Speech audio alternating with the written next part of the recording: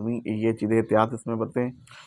और जानवरों के बाद जब आप जानवर को उसको दाना या उसके साथ अगर बैठे हैं या उसको अगर हाथ उसको लगाते हैं या कुछ करते हैं, तो अपने हाथ जो है वो किसी साबुन से, एंटीबायोटिक सोप या एंटीसेप्टिक जो सोप हैं वो लाजमी इस्तेमाल करें। उनको दस्ताने वगैरह का ज़रूर इस्तेमाल करेंगे, क्योंकि कांगो वायरस जो है ना आजकल बहुत स्पीड के साथ फैल चुका हुआ है।